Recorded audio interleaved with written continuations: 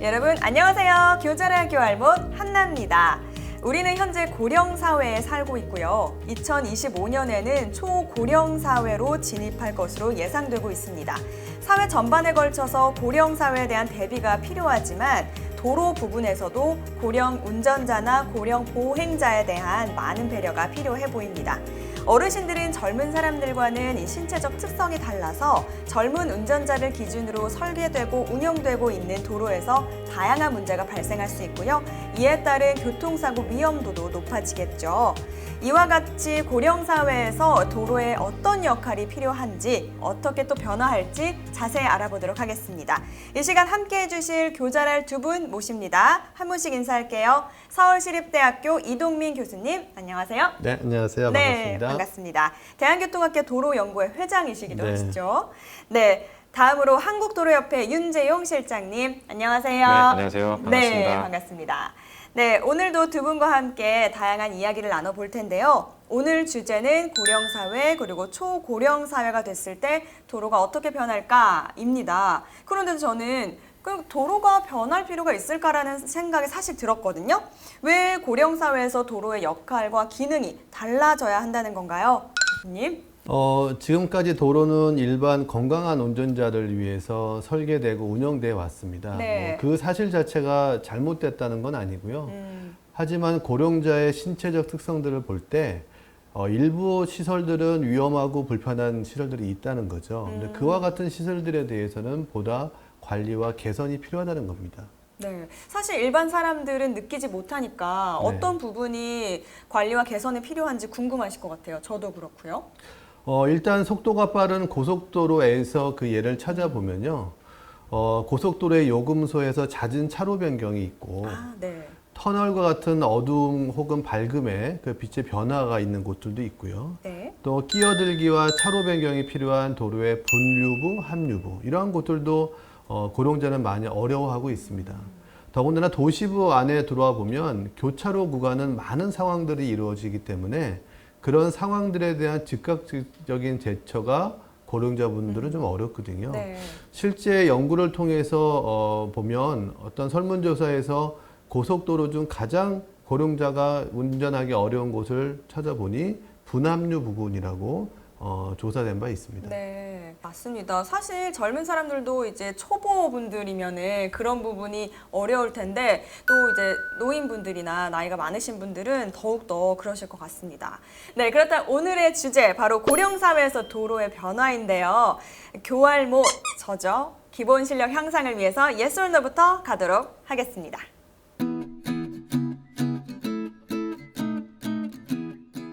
네, Yes or No 첫 번째 문제입니다. 최근 교통사고 사망자 수가 줄어들고 있는데 고령자 교통사고 사망자 수도 동일하게 줄어들고 있다입니다. 교통사고가 줄어들고 있다면 당연히 고령자 교통사고 사망자 수도 줄어들고 있지 않을까라고 저는 생각이 듭니다. 저는 Yes 가겠습니다. 네, 정답은요? 아쉽게도 노입니다. 네. 전체 교통사고 사망자 수는 10년 전 2010년에 약 5,500명 정도였습니다. 네. 아마 올해는 이 3,000명이라는 숫자의 벽도 깨질 것으로 예상하고 있습니다. 하지만 고령자를 보면 2010년에 교통사고 사망자는 1,700명이 넘었고요. 네. 2020년에는 1,300명대로 줄어들어서 줄어드는 추세는 있지만 네. 전체 교통사고 사망자 수에 비하면 작은 숫자가 되겠죠. 사실 우리나라가 그동안 많은 노력을 통해서 교통사고 사망자 10,000명대에서 3,000명대로 줄인 건 엄청나게 큰 변화입니다. 하지만 네. 여전히 고령자 교통사고 사망자 수는 높고요. OECD 국가에서 최하위를 랭킹할 정도로 고령자의 교통사고 문제는 아직 심각한 수준입니다. 그렇군요. 예상하지 못한 결과입니다. 교통사고 사망자 수가 주니까 당연히 고령자 교통사고 사망자 수도 줄 거다라고 생각을 했는데 전체적인 수는 줄었지만 그 비율은 높은 수준이다. 고령자의 사망 사고가 네. 그렇게 말씀을 하신 거군요. 네. 네, 심각한 수준인 것 같은데요. 도로 변화로 인해서 고령자들의 사망 수도 많이 줄어들었으면 좋겠습니다. 자, 그렇다면 두 번째 문제 가도록 하겠습니다. 모든 65세 이상의 고령자는 차량 운전 및 보행에 문제가 있어 이를 도로시설에서 고려해야 한다. 특히 고령자분들 65세 이상 기준으로 구분을 하는데 문제가 있으면 고려를 해야 되지 않을까요? 저는 yes 가겠습니다. 네, 실장님 정답은요? 네, 노입니다. 계속 틀리네요. 네, 설명해 주세요. 네. 65세라는 기준은 유엔 기준에서 정의를 하고 있고요. 네. 그래서 그 고령자에 대해서 65세 이상의 기준을 두고 있지만 최근에는 건강 관리를 잘 하시기 때문에 네. 신체 문제가 없는 65세인 분들이 많습니다. 그렇죠. 그래서 단순히 나이 기준으로만 저희가 보행이나 운전에 적용하기는 어렵고요. 그래서 오히려 신체적 특성이나 어떤 저하되는 부분을 고려해서 도로를 개선을 해야 되는 것이 중요한 문제라고 할 수 있습니다. 그렇군요. 그냥 나이뿐이 아니라 이 신체적 특성을 먼저 고려해야 한다라는 말씀을 주셨는데요. 자, 고령사회에서의 도로 이야기 Yes or No 세 번째 문제 가겠습니다. 곧 다가오는 초고령 사회에서는 모든 도로시설이 고령자를 위해 건설되고 운영되어야 한다. 말씀하신 대로 되게 어르신분들이 운전이나 보행에 어려움이 있으시고 인구 비율이 고령자가 20%가 넘게 되면은 초고령 사회가 되는데 전반적인 도로시설이 좀 어르신들 기준으로 좀 바뀌어야 되지 않을까라는 생각이 드는데요. Yes 가겠습니다. 정답은요? 정답은 또 노입니다. 오늘 네. 낙점을 네. 받았습니다. 네. 사실은 이제 초고령 사회가 되면 도로 전반적인 모습이 고령 운전자나 보행자를 위해서 바뀌어져야 된다고 생각을 하실 수 있겠지만 그래도 사실은 도로를 이용하는 대다수의 사람들은 젊은 운전자들이고 네. 그러면 그 젊은 대다수를 이용하는 사람들을 맞춰서 도로를 설계하고 운영하는 것은 맞습니다. 네. 하지만 앞에서 잠깐 우리 얘기했던 것처럼 일부 도로 시설들은 고령자들이 너무나 불편한 시설들이 있는 거죠. 그래서 전반적으로는 젊은 사람들을 위해서 설계를 할 수 있겠지만 특정 시설들에 대해서는 뭐 고령자를 위해서 뭐 개선할 필요가 있겠고요. 또 한 가지는 만약에 전반적인 도로 시설을 고령자에 맞춰준다면 젊은 운전자들이 너무나 편안하고 속도를 높이 낼 수 있는 그런 편안한 도로가 되기 때문에 오히려 과속에 의한 사고도 많이 발생할 수 있어서 네. 같은 방향으로 주의가 필요할 것으로 보입니다. 네, 그렇군요.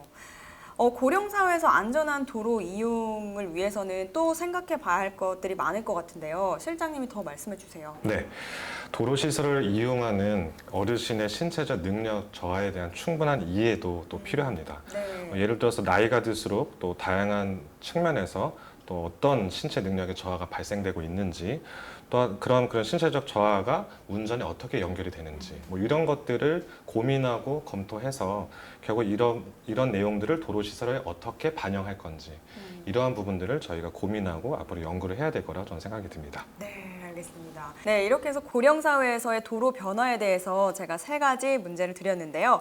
저는 다 틀렸지만 또 두 분의 답변으로 인해서 여러분들도 많은 것을 배우셨을 것 같습니다.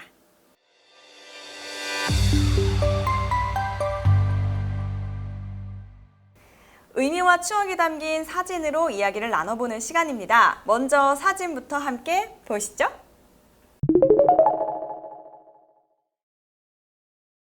네, 빨간 자동차. 할머니 분이 운전하고 계시는 건가요? 어떤 사진인가요? 사실 이 사진은 그 미국의 그 어르신들의 소사이어티에서 그들의 모빌리티, 이동성을 설명하는 그런 발표자로 있었던 사진입니다. 네. 거기에 영어로 이렇게 써 있죠. It is not years, it's the mileage라고 써 있는데 네. 우리가 보통 차량의 노후화를 설명을 할 때 연식보다는 얼마나 많은 키로수를 달렸냐가 그 차의 성능을 뭐 설명할 수 있다라고 얘기하는 것처럼 네. 우리가 고령자, 고령 운전자, 고령 보행자를 설명하고 그들이 신체적 한계를 말씀드릴 때 고작 나이가 65세라는 것은 큰 의미가 없다는 얘기고요. 네. 실제 그분의 개개인의 신체적 능력이 교통시설들을 이용하는 데 얼마만큼 문제가 있는지를 보는 것이 맞겠다는 것이고요. 네. 그와 같은 신체적 특성을 반영할 수 있는 어떤 제도 혹은 인프라 등에 대한 노력들이 필요할 것으로 생각이 됩니다. 네, 사진을 보니까 빨간색 스포츠카를 타고 네. 계시는데요. 사진 보면서 또 더 이야기해 주실 거 있으실까요? 네, 저는 이 사진에서 그 할머니 분인 것 같은데 네. 선글라스를 끼셨는데 네. 전 두 가지가 있다고 생각을 하거든요. 그러니까 보통 우리는 이제 검은 선글라스를 끼면 어쨌든 햇빛을 차단하기 위해서 하는 거지만 고령자들은 오히려 이런 선글라스가 안 좋을 수 있다, 오. 운전하는데. 저는 그렇게 생각이 좀 들었고요. 시야 방해가 되나요? 시야 방해가 될 수 있다는 생각이 들었고, 또 초록색을 쓰신 거 보니까 이분은 어떤 눈에 뭐 어떤 문제가 있으신 건가? 또 이런 생각도 좀 해봤어요. 그래서 결국에 신체적 특성이 어떻게 도로에 영향을 미치는지가 중요하다. 또 이런 것도 이 사진은 저는 좀 보였습니다. 네, 하나의 사진으로 두 분의 다양한 이야기들을 만나봤습니다. 구독! 고령 사회에서 이루어져야 할 도로 시설에 대해서 알아보고 있는데요. 이 도로 시설에서 고령자 친화적인 서비스를 만들려고 하면 도로를 이용하는 어르신들의 신체적 특성을 알아야 한다고 두 분께서 계속 말씀을 해주셨어요. 어르신의 어떤 신체적 특성에 관심을 가져야 될까요? 도로를 이용하시는 고령자 분들에게 문제가 되는 신체적 특성에는 어떤 것들이 있는지 하나씩 좀 설명을 부탁드릴게요. 사실은 학자들이 얘기하는 것은 많은 것들이 있습니다. 네. 그래서 오늘은 뭐 일반적인 사항 위주로만 설명을 드리면, 일단 고령 보행자인 경우는 보행 속도가 다릅니다. 그렇기 때문에 일반인들보다 훨씬 낮은 속도로 걸어가시기 때문에 네. 뭐 신호 현시 그런 길들이 달라져야 될 것 같고요. 운전자의 경우에는 전방을 확인하는 시야 자체가 좁아집니다. 이런 문제들은 사실은 교통사고에 직결되는 물론 이 원인이 될 수도 있을 것 같아요. 네. 네, 그럼 이와 같이 고령자 분들의 신체적 능력 저하를 고려하면 어떤 도로 시설에 대한 배려가 있어야 할까요? 네. 아까 교수님께서도 말씀하셨지만 고령자들이 어려워하는 그런 도로 구간이, 그러니까 고속 구간, 네. 그리고 또 복잡한 도로, 이런 구간들이 참 어렵습니다. 네. 이런 것은 운전에 도움이 될 수 있도록 교통 표지판이나 또 도로 안내 시설의 어떤 시인성을 개선하는 이러한 노력들이 필요할 것으로 보입니다. 네. 이와 관련해서 국토부도 작년 말에 연구 과제를 통해서 고령 운전자가 보다 쉽게 운전할 수 있도록 좌회전 차로를 직진 차로와 분리를 해서 설치할 수 있도록 하였고요. 그리고 고령 보행자의 또 안전이나 편리성 향상을 위해서 중앙 보행선, 그러니까 횡단보도 중앙에 이제 대기할 수 있는 공간을 좀 이렇게 마련하고, 네. 또 횡단보도에 어르신분들이 조금 앉아서 쉴 수 있도록 대기 쉼터, 이런 어떤 고령 친화형 도로 시설물들을 설치할 수 있도록 가이드라인을 발표하였습니다. 그럼 아직은 설치가 되지 않았지만 앞으로 이제 설치가 될 예정인 거죠? 네, 이제는 이런 기준을 가지고 이제 설치해 나갈 예정입니다. 네, 알겠습니다. 구독, 좋아요. 네, 사람 중심 보행자 중심의 도로, 고령자를 위한 교통 안전에 관심이 많으신데요. 앞으로 어떤 연구 계획을 갖고 계신지 짧게 말씀해 주세요. 네, 저는 사실은 사람의 신체 능력이 정말로 운전을 제한할 정도의 문제가 된다는 것을 연관성을 찾기가 참 어렵거든요. 네. 저는 그래서 많은 실험을 통해서 실제 어떠한 특성의 신체 능력이 실제 운전자의 능력을 설명할 수 있다, 이런 걸 밝히고자 합니다. 정말로 고령자를 위한 도로나 제도를 어떻게 만들어야 되는지도 지금 계속적으로 연구할 계획이 있습니다. 네, 정말 우리나라의 그 시대적 변화에 따라서 이런 도시의 모습도 많이 변하게 되겠네요. 네, 그렇다면 실장님은 어떤 연구 계획 가지고 계세요? 네, 아까 제가 국토부에서 발표했던 가이드라인이 있다고 말씀드렸는데요. 그 가이드라인 이후에 지금 현재 또 사람 중심 도로라는 설계 지침 제정 연구를 하고 있습니다. 네. 그래서 이동민 교수님도 같이 참여하고 계신데요. 그래서 네. 올해는 그 연구를 좀 상세하게 더 진행될 예정입니다. 네, 앞으로 두 분의 또 연구가 우리나라의 많은 발전을 가져올 것 같습니다. 네, 두 분과 함께 오늘도 정말 유익한 시간이었는데요. 오늘 영상이 도움이 되셨다면 구독, 좋아요, 그리고 알림 설정까지 해주세요. 다음 시간에 다시 만날게요. 안녕! 안녕!